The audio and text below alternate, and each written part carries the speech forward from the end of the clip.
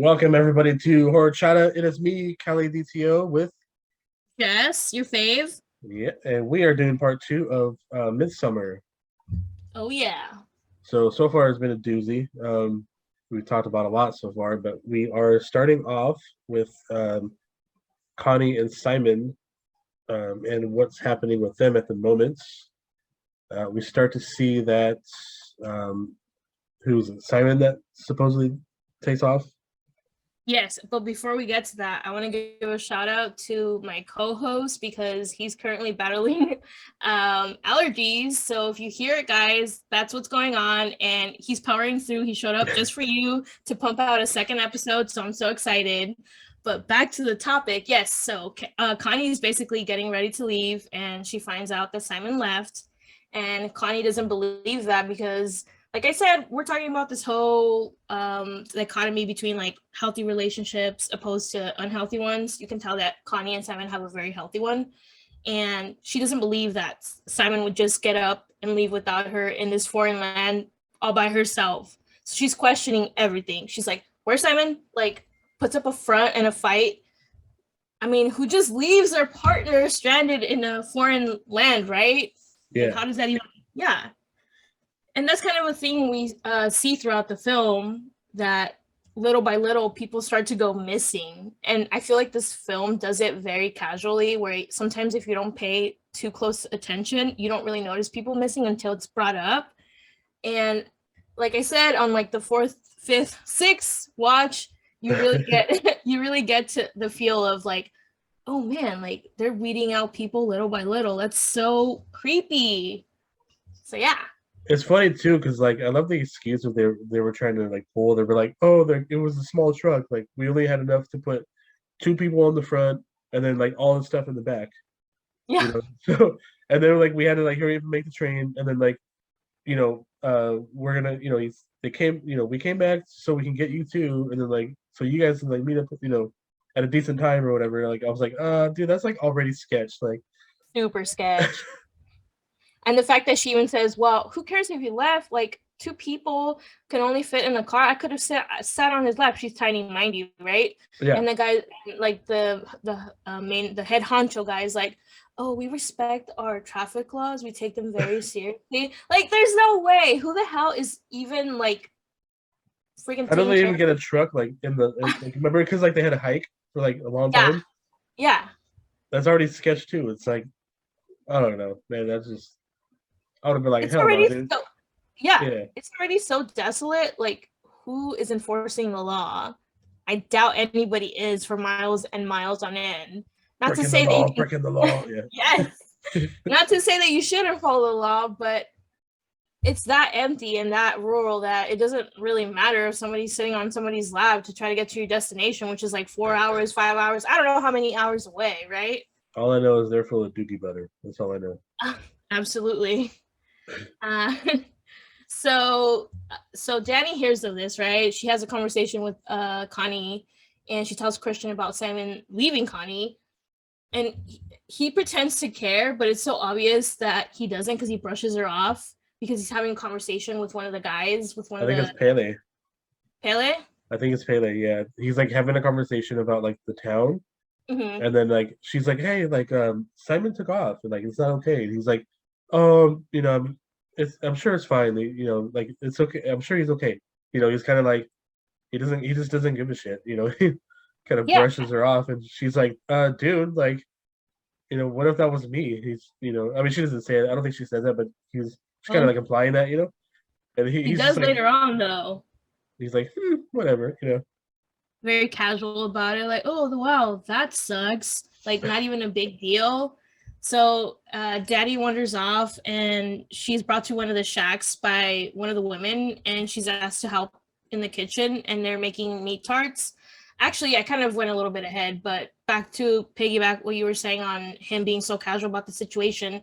I think this is later on when they're having dinner, but he says something like, oh, I could see you doing that, and then he's like, what do you mean, like, are you serious? Why would you say that? And she's like, this is the time where you can actually see that she's actually fighting for herself in the relationship. She's speaking up, Yeah. and it was just so refreshing to see him try to play it off or even try to question her about it. And she's like, never mind. Like she just totally brushed him off, and I was like, "You go, girl!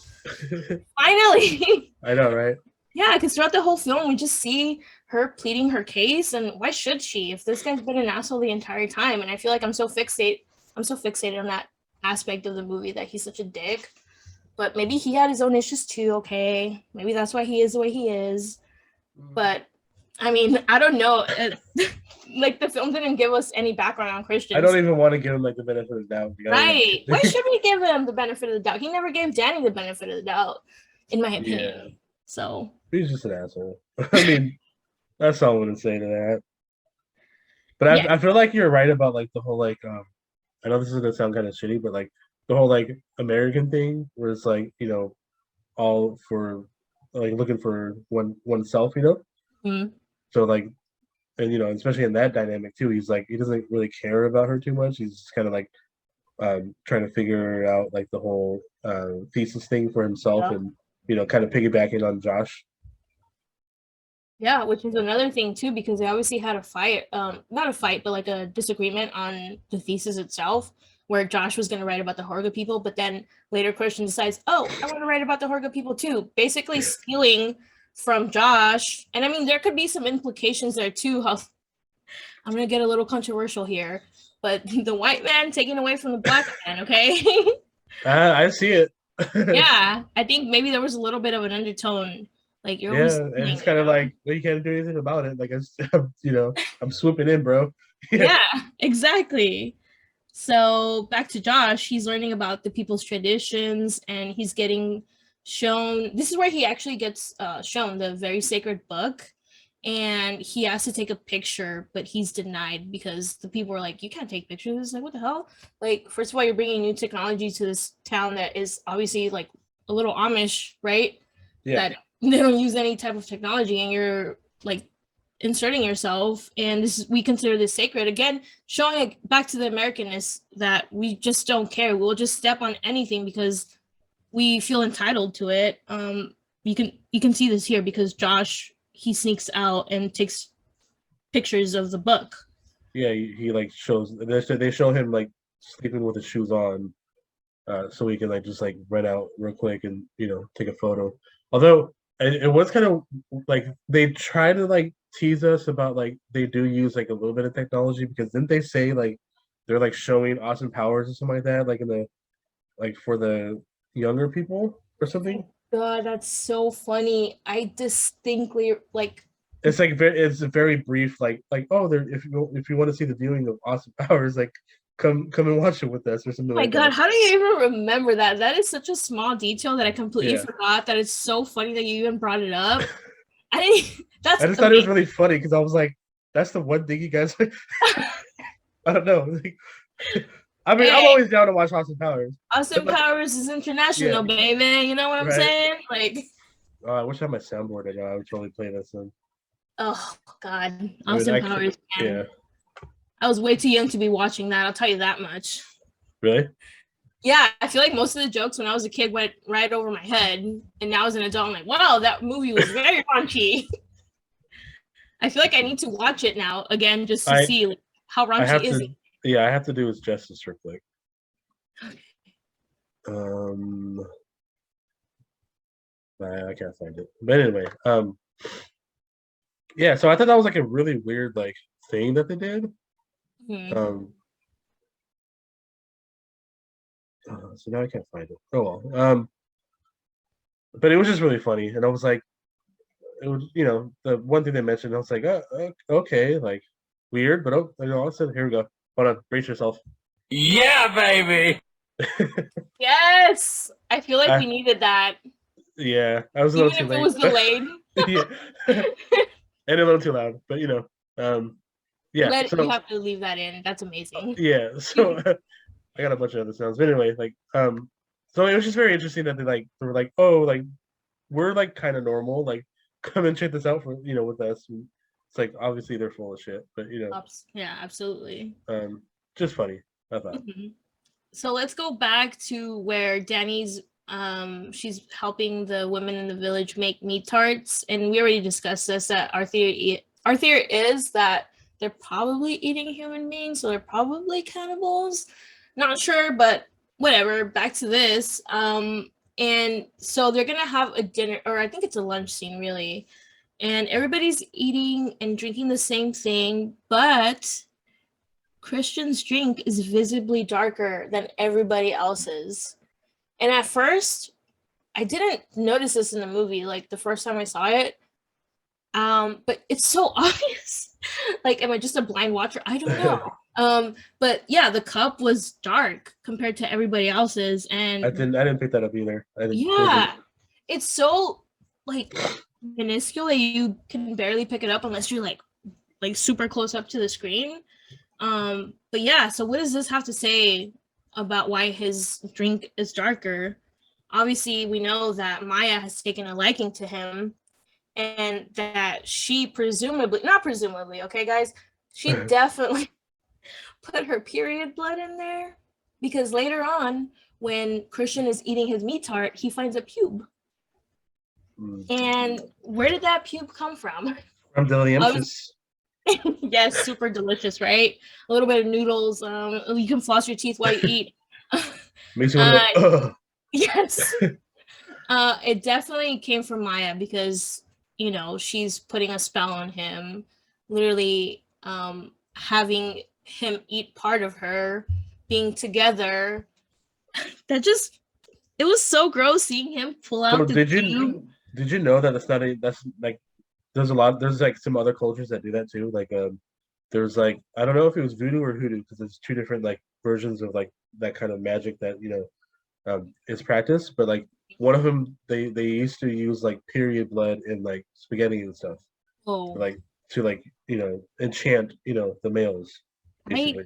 I can't imagine that. And isn't that weird? Yeah, it's weird. And also, I wonder if you could taste it, because I feel like I'm very sensitive to taste and smell. So in my humble opinion, I think I would be able to taste it, but that's just me thinking that I know everything, and in reality, I probably wouldn't know the better. Okay. I'd probably just be eating that and not know. I'm gonna be gross for a second. No, I think I know where you're going with this, but I'm gonna let you talk. Okay, so I was, as I was married before, and you just kind of get used to certain smells and stuff, right?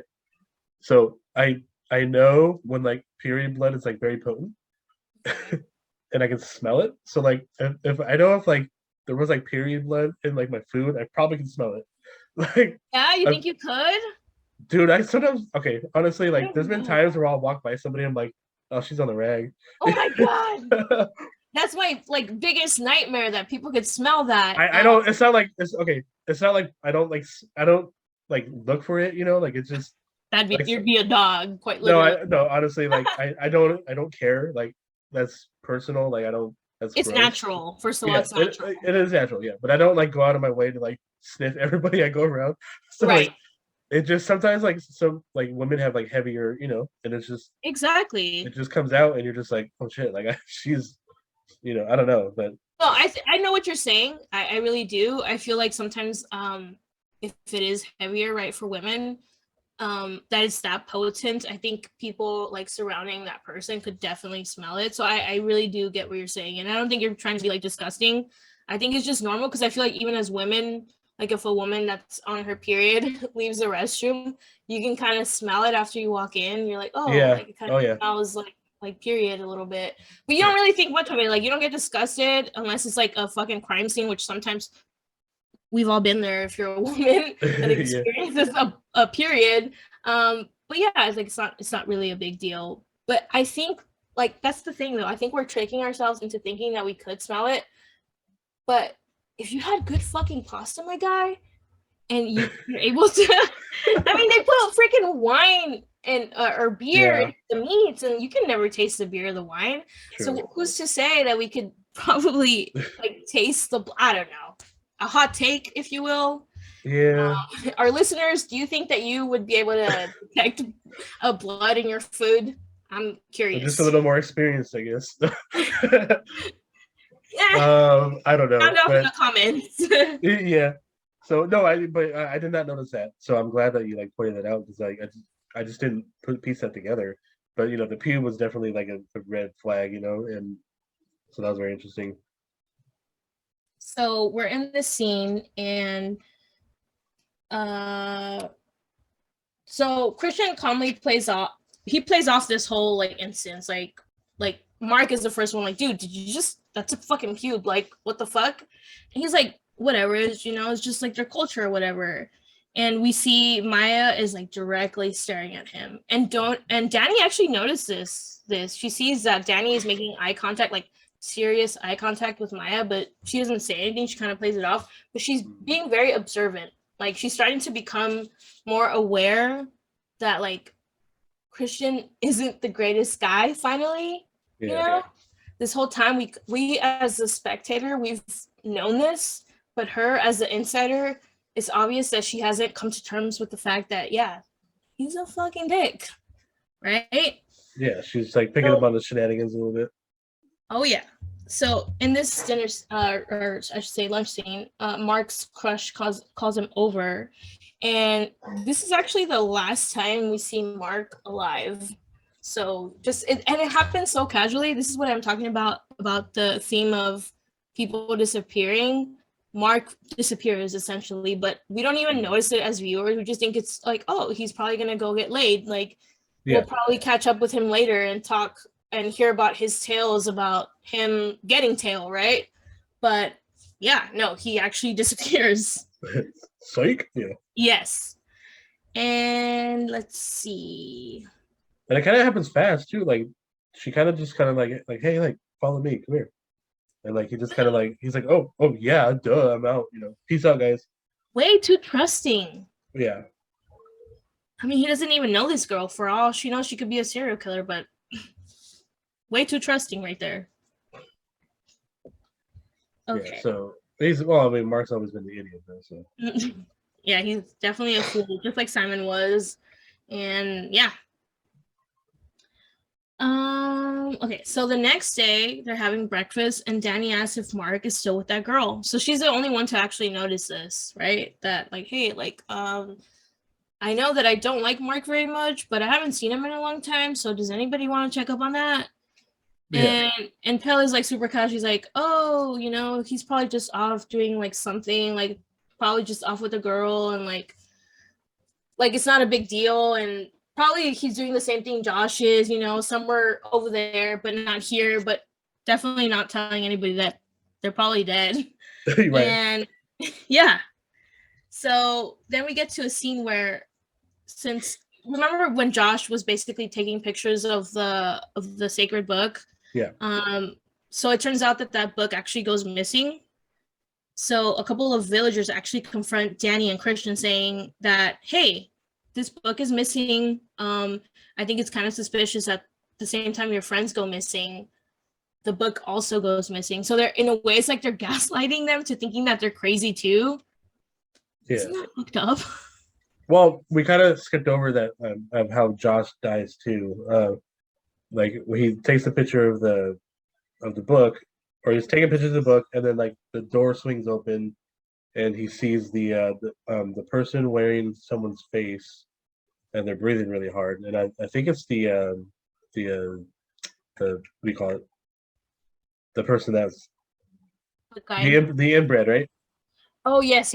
I forgot his name. I forgot his name, but yeah, he's breathing really hard, and he's like wearing someone's face. I forgot who it was. And so then he gets attacked from behind, so it implies that he's dead.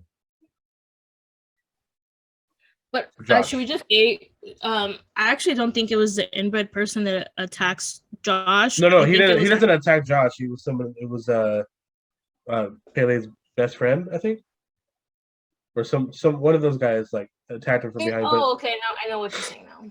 Yeah. But we just say whose face he was wearing. Yeah, I forgot who he was. He was wearing Mark's face. Mark's face. Okay. Yeah, and that scene to me was terrifying, just seeing somebody wear somebody else's face. Yeah, it reminded me of like a bunch of other films, Texas Chainsaw Massacre. Yeah, I was just gonna say Texas Chainsaw Massacre. Yeah. Also, if you want to see a really horrible, like I think it's an 80s movie, maybe even late 70s movie called Popcorn. There's a movie where like this killer is like wearing other people's faces too, but it's like it's a really bad like B movie, like a B basically. horror. Oh, I Yeah. love B horror movies. Don't even get me started on that. So I watch love that Maniac. popcorn. So, have you watched Maniac? I don't think I've seen it. Man, that movie's kind of rough to watch, man. It's like so old and so fucked up, but yes, we'll hopefully eventually talk about Maniac. But yeah, kind of reminds me of that. Let's see. Okay, so a couple of villagers confront Danny and Christian, saying that isn't it a coincidence that their friends disappear at the same time as a sacred book, and it's basically insinuating that the friends stole the book. And Christian immediately throws Josh under the bus. He's like, "Oh, we're not associated with those people. We're not in any collaborative, like, we're not tied to those people." Basically, he just completely threw everybody under the bus. I mean, this guy has I mean, like are no. you really that surprised? Yeah, and exactly. It's not surprising, but you know who finds it kind of surprising is Danny, because this entire time that he's speaking, he's fucking digging himself in a deeper hole in terms of like looking at him like, man, this guy is not everything that I thought he was. Yeah. Is Danny. She just keeps looking at him. She's disgusted. She's just looking like, really, my guy, you're really gonna throw everybody under the bus just because you want to seem innocent? I mean, like I said, that like I feel like that speaks so much about Christian, like his personality overall, and how he just doesn't care about anybody but himself. And also the Harga people are fucked up for gaslighting their asses into thinking that they're guilty, because like, dude, I'm pretty sure you guys killed their friends, you guys sacrificed them or whatever, and now you're trying to blame them for doing what you did. Like, that's a big no for me. They're trying to make them crumble within, like, because they know like that the last of the few are like trying to like stick together, you know, Danny, Christian, they're the only two left, so they're trying to like make them like, you know, separate basically. And it's working because Christian like throws everybody in, you know, he's like, oh, you know, it's Josh, like I don't know why, you know, it's not my, you know, I didn't have anything to do with it, like, you know, I don't know why he did it, like he's not really my friend, like, you know, stuff like that. He's his own person, he makes his own decisions, but but that's not me, right? But Danny's like, this guy sucks. Yeah. It's really that simple. This guy sucks. So Danny and Christian are separated, and Danny is taken to the women, with the women, and Christian with the men. And Danny is dressed now like all the other villagers, and they're being served a tea, and it's for a dancing competition. They learn about the rules of the dancing competition. It's about basically, in order to win, you have to have stamina, and the one who lasts the longest is the person that gets crowned the May Queen. And juxtaposed by this scene, we see Christian sitting in a room, and in this room it's kind of nice to see it because there's a lot of depictions of the traditions, essentially, like I said, or like we've said, it's foreshadowing like what's going to happen. Well, he goes to like the elder's house, right? Yeah, and then like, so he's like sitting in the middle of the room, and I forgot what she talks to him about, but she's kind of like, while that's happening with Danny, he's like talking to her, and then so Danny gets into the whole dance sequence of where they're all supposed to dance until they basically pass out. Yes, until they, that's an important thing to put, like until they basically pass out. Well, they all are drugged up first, like they all take that weird like tea stuff. It kind of reminds me of have you seen those competitions where people have to hold out their hand and touch a car in order to win that car? You can't take your hand off of it. Yes. You know what I'm talking about? Yeah. It kind of reminds me of that. It's like a competition. Like, you can't take your hand off, you can't pee, you can't do anything. You basically have to pee and piss yourself or shit yourself at the scene in order to win the car. I mean, I'm talking about desperate times. I wonder, like, if they even tell, because you know, like when you go to like the Price is Right and stuff like that, like even if you win prizes, you have to like pay the taxes on it.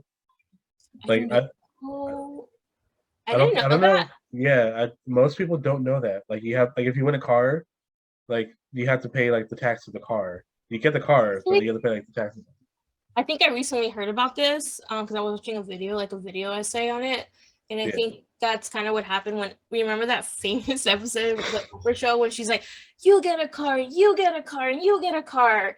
And I think what people didn't know is that they had to pay taxes on it, so basically it wasn't even worth getting the free car. Yeah, but I can't afford this shit. Yeah. It's like, yeah, you get a new car, but you can't even afford the tax on it. Like, how does that work? Yeah, I'm a podcaster, dude. I can afford that. I haven't got paid yet. That's too real.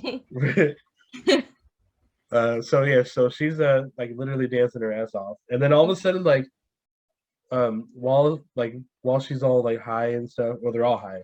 While they're all like dancing around stuff, they start to speak in Sweden or Swedish or whatever the language it is, and she starts to like understand it for once, and they start to like vaguely like communicating with each other while they're like dancing around and stuff. I thought that was really interesting and weird. Hmm. I don't know if that was She like feels connected to the people, maybe. That's kind of maybe the yeah, maybe she's not really talking to them. Maybe she feels like she's talking to them. Um, I don't know. I don't that's know how kind to of like. what I thought too. I think in the movie it feels like that she's actually speaking their language, but I don't really think so. I had this like weird feeling that maybe she thought she was like you know when you're on drugs, if you've ever done drugs, where you're like, well, especially psychedelics, you feel like you're so in tune with everything that you can Yeah. understand like earth and like the meaning of life.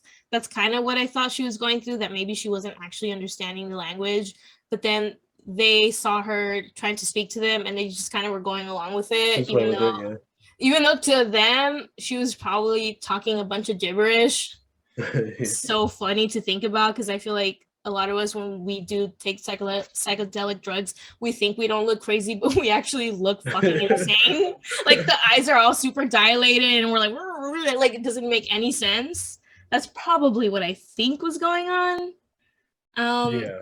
So we go back to Christian and he's sitting in that room and he's staring at the painting of a bear on fire. It's right in front of his face, really. And this is the third reference, right? Third reference to the Yeah. bear. The Yeah, picture in the exactly. beginning, the bear in the cage, and then now the And now bear. it's that, yeah. Yeah. So little does he know that might be his fate, right? And he's escorted into another room where a lady tells him that Maya is interested in mating with him. So it's like a big deal. They're kind of negotiating, like, we have somebody here that's very interested in you. She's You like, might give me wanna some take chon chon. Yes. So so he's let out. I forgot why he's let out. We're still not gonna get to the scene where Christian gets defiled, I should say. And he watches the dancing ceremony from afar, and it appears as if for the first time in a long time, Danny is happy because he sees her dancing, and she actually does look happy and at peace for once in her entire like life up until now, right? She's totally feeling herself. Mm-hmm. And Maya was also part of the competition, by the way. So she loses. I think she probably lost on purpose. On really. purpose, yeah. Yeah. And she walks away. And then Danny is really excited and she's happy and she looks into the crowd and everybody's cheering her on. But she notices that Christian isn't. He's just looking back at everybody like, why the fuck are these people cheering on my girlfriend? I don't really get what the big deal is. She's just dancing, kind of reiterating the fact that he doesn't care about her, that he doesn't make her feel like home, but all these other strangers make her feel like she's welcome, like she's part of them. They encourage her. She feels loved. Right. Open arms. And she's, yeah, exactly. They're welcoming her with open arms, and she's starting to realize that Christian just doesn't care about her. He never has. And he pitted her the entire time, right? Yeah. And betwixt the scene, one of the villagers, she gives Christian a drink. And I think we alluded to this earlier on, but she tells her, like, first he's hesitant. He's feeling some kind of way, kind of feeling iffy about this whole thing already. And he's like, no, just take it. It breaks down your defenses and it should be fine. He's like, I don't want to take this, like, hell no. And he's like, fuck it, I'll just drink it anyway. And later on we learn that this is like some kind of really strong hallucinogen that makes him trip the fuck out and makes him really lower his inhibitions, right? Yeah. And so we see Danny dancing, and we can tell, I think we already actually talked about this, that we can tell that whatever she had also hits her system, so she thinks she's speaking Swedish. And it seems to me like she's finally assimilating to their culture. They understand her, unlike her previous relationship. She's completely given in to like where she feels she needs to be, basically, like within their system, and like you just said. But yeah. Yeah, she's given herself up to them. Like now she's actually part of them, right? And we see this duality of the Harga people. I think I actually already talked about this. I swear I write my notes and then I write them again. It's like I'm repetitive. Okay, so finally we get to the scene where she's the last person standing. She's the last man standing, right? So she gets crowned the May Queen, which is so cool to see. Like, wow, yeah, go Americans, right? And she's America, yeah. yeah, America. She's they place a beautiful ornate flower crown on her, and I thought it was so cool in this scene. This is where I say, or where we say, that CGI can be done tastefully when it's not overdone. But when they put that flower crown on her, it looks like the flowers are actually breathing in and out. I don't know if you remember No, that. I didn't notice that, but that's cool.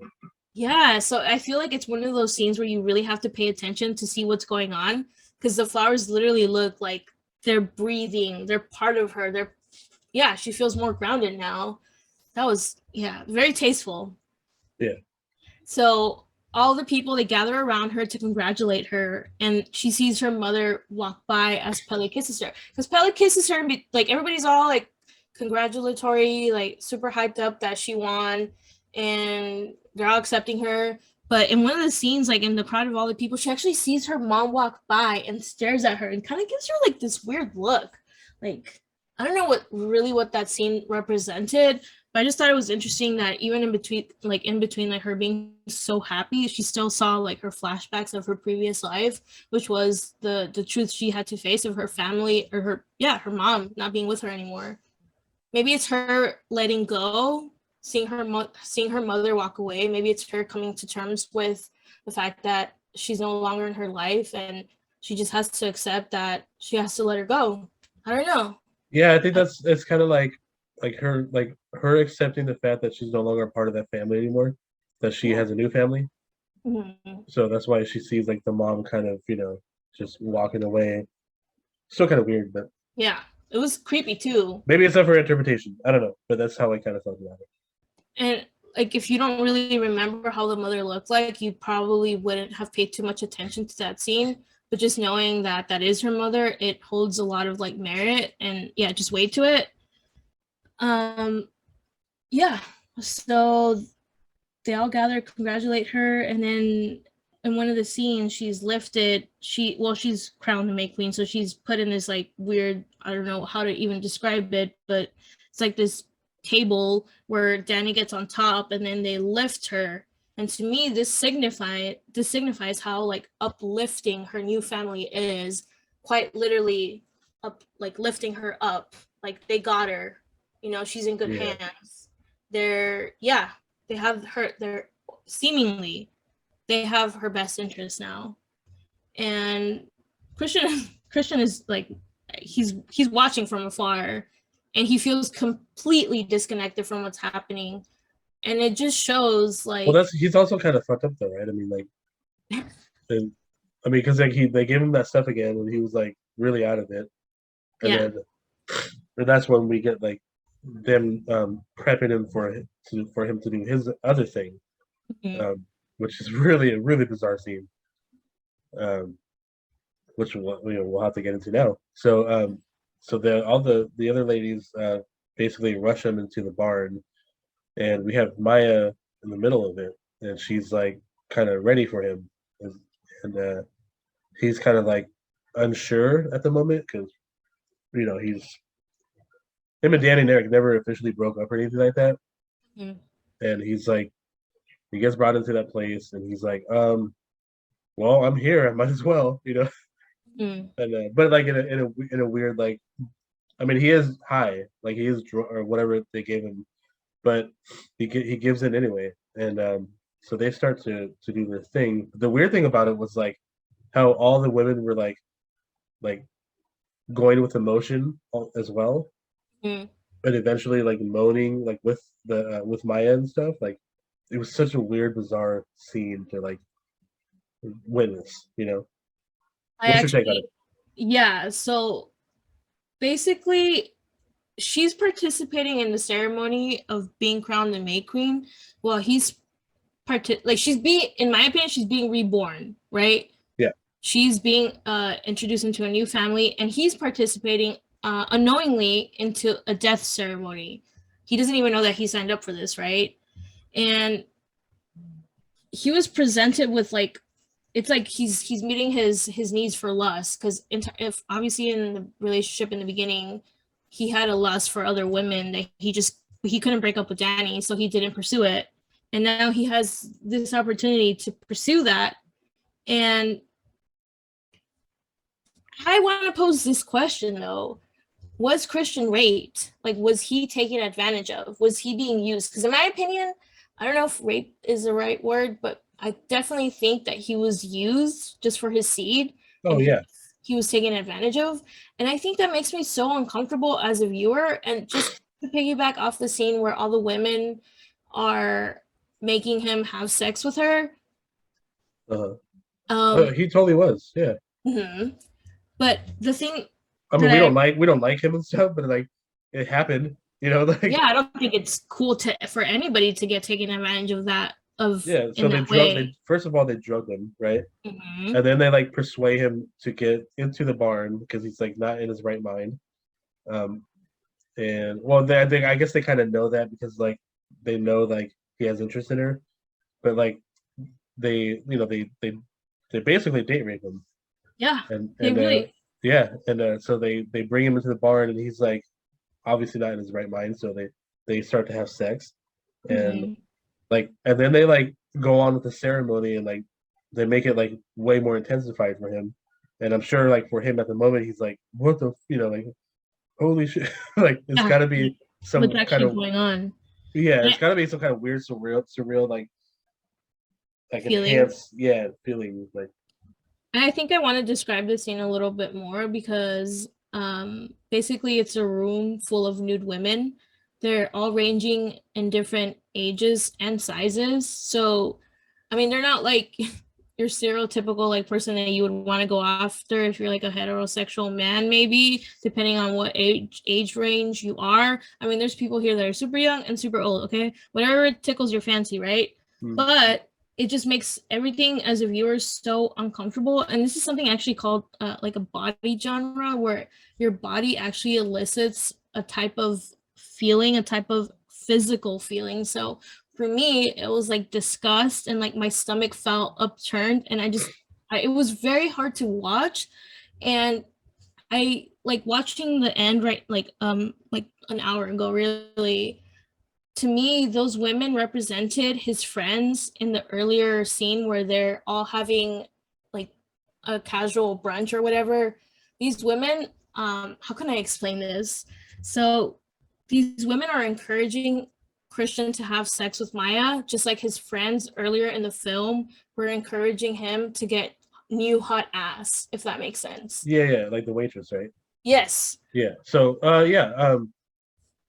yeah, no, that's what they were there for, to like nudge it along, you know. But at the same time, not having his best interest. Of course not. No. It's all about the ritual. It's all about like new life, you know. Mm-hmm. They're sacrificing him in order to give Maya a new life, like within herself. Mm-hmm. So then that's why like even after like he finishes, like she puts her legs up, you know, like as an old, like I don't know if you know this, but like a lot of women would like pull like to make sure the semen doesn't like leak out, they like push their like body up a little bit. Yeah, like if you're really trying to get preggo. Yeah. I feel like I've seen that enough in movies. Yeah, it's a weird thing. I don't even know if it's accurate, but no, it reminds me of The Handmaid's Tale, actually. I don't know if you ever watched that show, but like the whole purpose of the handmaids were to have babies, to have healthy babies, and through the process, they were actually like raped again, like to have those babies. But they would also get in positions where it was beneficial to actually be inseminated. So yeah, it's like seeing it depicted as a very primal way instead of like for pleasure. It was more like, oh, like I don't know. It was just that whole thing was like super uncomfortable. Like yeah, I was just like the entire time I was like, this is so not cool. Like it just like them all moaning at the same time. I was like, it just gave me the creeps. I was like, oh god, so like creepy. Yeah, I've done some crazy shit in my life, but like I would not do something like that. First of all, it's like everybody's looking. How embarrassing! I don't even like to be perceived on a regular basis, much less Yeah, one of those. I okay, anyway, I have stories, but we'll save it for my own podcast. So yeah, the whole scene was just like gnarly, and I was like, I don't know how anybody could. I mean, obviously he's drugged up. Like I'm sure, like when I don't know, it's just a super weird thing. So anyway, like the ceremony, yeah, for sure, 100% wrong, bad. And so the ceremony ends. He finishes, and he gets like freaked out. Then he runs off, right? Yeah, but tries to. While this scene is happening too, we get like this a different scene in conversation almost with the previous scene where actually I should get into this. I don't know if you're gonna go into it, but so Danny, she's being lifted and taken to her little destination. They perform their little ceremony and she's done with the ceremony and she starts hearing like these noises come from a cabin. She's like, oh, like what's going on over there? I think I want to go take a look. And the villager's like, no, don't look. But I don't feel like they're really trying for her not to look. I feel like they're just pretending like, oh, we care about you, but you shouldn't look. So yeah, I don't know. I don't know. To me, I felt disingenuous. Like I don't really actually think that they were trying to not let her look. So she looks through the keyhole and she actually saw Christian having sex with Maya. And to her, she didn't see the ceremony. To her, it just seemed like, oh, my boyfriend is cheating on me. Yeah. So it's completely disturbing. And she walks out and she starts throwing up. Again, this is a body genre where there's like actual bodily like functions going on. And she begins to violently cry. And the villager women, they take her into the sleeping quarters and they console her. And they're actually crying with her. She starts like actually crying. Like it's not like this cute little demure cry. It's like actual, like kind of like when she was crying in the beginning of the movie when she lost her family. Yeah, parents. Well, it's kind of like this. Yeah. And it's kind of funny because these scenes, it's like Christian having sex and you're hearing the moans, and then Danny crying and then hearing everybody else cry. So it's like these two scenes are being put in conversation, like the duality of them. Isn't that weird? Okay, so what's weird to me is like they all moan while Maya's having sex, obviously because she's like moaning too, and then they moan when Danny's like crying and sharing English, you know. And so I wonder like if at any other point in the movie, like if anybody were to like cry in the middle of the field, I wonder if like they would group around them and start crying too. Like I wonder if that's like a tradition kind of thing, you know, in that group or in that tribe or whatever you call it. Yeah, like it seems to me like Danny's like the only one that actually like is crying and is feeling any type of emotion that he needs the people like the villagers to go with her to cry. But they're just amplifying it though. Yeah, I think they are amplifying because I'm sure there's other people there that cry too, right? We were just talking about in our first episode that we think it's good to cry at least once a week, at least once a day, even. So I want some homies to cry with me. I would love it if I had some homegirls to cry with me. I mean, sometimes when you cry and there's people around you, they look at you like you're crazy. No, please cry with me. Let's cry together. Yeah. I don't know. Feels good to me. Yeah, exactly. So Christian runs out naked after he finishes. Like he looks like a lost deer in the headlights. Yeah. He's like naked, just his thing kind of flailing around, and people just fuck. And like I said, all the thirsty girls are like, ooh, ooh. Yeah. So to me, he was being used. And it's funny because in the beginning, he was trying to use the Harga people for their knowledge, but instead they used him for his seed. So this whole time he was trying to use all these people for their knowledge, and in reality, they were actually using him. So it's like, oh, how the turntables, right? Oh yeah. So he's running around naked, trying to find shelter. And this is actually where he runs into Josh's legs sticking out from under the ground in a patch of a garden. Mm-hmm. And he's actually confronted with the reality, like, holy shit, these people my friends are dead. Yes, all my friends are dead. And these people are fucking crazy because there's a fucking leg sticking out of the garden. And this is probably what's going to happen to me next. And Doesn't he run into like a not an outhouse, but like a shack or something?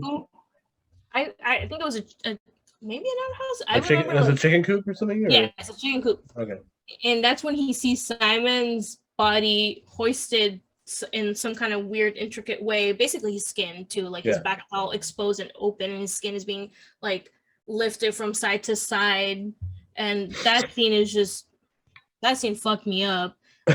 Yeah, like remember how Simon earlier on the film he asked, "Oh, why are those kids running around playing this?" And then Pele's like, "Oh, they're just playing Skin the Fool." It turns out that Simon is the one who gets skinned, and he is the fool. So it came back full circle. That fucked me up.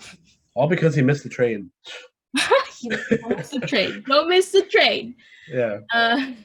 So we and in this scene actually we see a villager blow some type of powder, which is obviously some type of drug that knocks Christian out. And when he wakes up, he cannot speak, he can't move, and now he's paralyzed. It's almost like sleep paralysis or something, right? Kind of, but like not because it's drugs, you know. So he's still conscious, but he just can't speak. That always that's the worst. Yes, I was just gonna say, like, could you imagine being under anesthesia or whatever, being under a surgery, but you could feel every like pain, but you can't vocalize that you're feeling the pain, that you're so awake and you're so conscious? This is what that reminds me of. That's torture. That's absolute torture. Legit torture. Yeah. Oh, that's talking about body genre. Make me shake a little bit. Ooh. Yeah, and I did visit. Yeah, I'm shooketh. Did the Harlem shake for a second? Like, yeah, a little this, a little that. Yeah. So this is the craziest part of the movie, the ceremony, the final ceremony. So Christian wakes up, he's fully on paralyzed, can't do anything. He's awake, but he can't move his head, he can't do anything. He's in a bear suit. So at some point in the movie, they don't show us, but they skin the bear, and they use his pelt to cover. They actually do show us. They show when they're gutting the bear. Oh, I missed that. Yeah, it shows where the people are teaching. Actually, they're teaching the younger generation how to do the ceremony. And in this scene, it's like an older folk teaching a little guy, like, "Oh, this is how you cut the bear. You take out all the intestines," and it shows you it looks almost so fucking real. Yeah. Oh, so, I do remember that. Yeah. Okay. Yeah. So it looks like you're playing like Red Dead Redemption. Yeah. So he wakes up. He's got the bear pelt all over him, the skin. He's like literally a bear, which you've seen throughout the entire movie, and the pictures and the live bear, and then now you got Christian as the the main like part of the ceremony now. And that's only because Danny gave the okay with that. And I forgot exactly what happens, but like they look at her at some point to give her like a thumbs up or thumbs down, right? Kind of metaphorically. Yeah. And she's been through so much with Christian and like annoyed with him and everything that like she's like, yeah, do it. Yeah. Well, it makes sense because when she saw through the keyhole and she saw Christian having sex with another woman, it's like she was finally confronted with the reality of her entire relationship. The whole time she's been in denial about how Christian is checked out, and it's until she sees it finally that she realizes, like, holy crap, this guy doesn't care about me. So yeah, if you're gonna ask me if we should sacrifice his ass, I'm gonna go ahead and give the okay. Mm-hmm. And she does, and it's like part of the ceremony. Honestly, like if most of us saw that, like most of us would probably do that. I think so. If you're riddled with emotion, if you feel if you were like if you were treated that way for so long, and like I don't think Christian was like intentionally like emotionally abusing her, but he was, and I don't like I said, I don't think he like knew that he was. I could see that. But he was, and like over time, it wears people down. It does. And so like you get to a breaking point, and she finally got to her breaking point. She's like, I don't even care about him, So, So she goes and she gives the approval to put him in the bear suit, basically, and this is why he is stuck in his predicament. And then they also have to like vote for what two other people, right? Because Yeah. they have all the friends in a circle, but like dressed up as different things. Like was it so one of them was like a scarecrow, I think, or something like that, and Yeah. like and just Simon like was obviously the fool because he had a jester hat. Although you would think that Mark is a jester because he's pretty funny and stupid and annoying, but yeah, yeah, they're all like wheelbarrowed into that temple that we talked about, that beautiful yellow temple. It looks like a piece of art, to be honest. mhm. And yeah, they're all wheeled in there. And then in the center is Christian, unable to speak in the bear suit, in a real bear suit. Yeah, just basically waiting to die. And like you said, those two people that volunteered, they were part of the Harga people. And they were totally aware of what was going to happen. They were just fed like a little spoonful of something. I forgot what that was, maybe to lessen the pain. Do you And remember? probably for the pain, and well, maybe not so much for the pain, but to keep them from moving, Yeah, like that makes more to sense. keep them from like running away, because Because I when we don't. see the temple being, because they set it on fire, Yeah, we see them starting to freak out in the temple. Like you can they're tell all that breathing they're in hard and fucking stuff. They're like, pain. yeah, Yeah, Christian and the other and two are breathing. Christian too. Yeah, he can't do anything. He's just like kind of like what Danny was doing when she's having her panic attacks. Oh my God, yeah. And like So you can see Danny's eyes just because that's the only thing that he can move is his eyes, and you can tell like he can't say anything, but yeah, he's on fire. Whew. That was horrible. such a good ending, and the music too that was playing in that scene, it was so beautiful, so like melancholy. I don't know, melancholy. Melancholy. Bless you. Thank you. Yeah, it was like really sad but beautiful music, almost like triumphant music in my opinion. And the whole thing was just set afire, and all the villagers gather and they sing as the hut burns down. And I mean, we see this beautiful scene where Danny finally smiles. Like she smiles. Like we're so used to seeing her crying that we see the shot of her smiling, and it's like this. It was just so cathartic. Some people interpret that maybe as not a happy ending, and a lot of people are saying like, "Oh, it's not a happy ending. She was successfully brainwashed Well, to a cult." yeah, but in a sense, it's a happy ending for her because she finally let go of everything about her previous past. Mm-hmm. So Christian was the last like link of her previous life. Yeah, it was So like what was holding her her back. family's already gone. All of his friends are gone. Christian was the last link. They killed him, and she gave the approval as to like Mhm. with finally letting go. And she does, and that's it. Like she's accepting her new life as part of the main queen for this new uh, family that she has now. So Yeah. that's it. I want to read some little interesting facts that I found out the movie. Shout out to Creepy Catalog.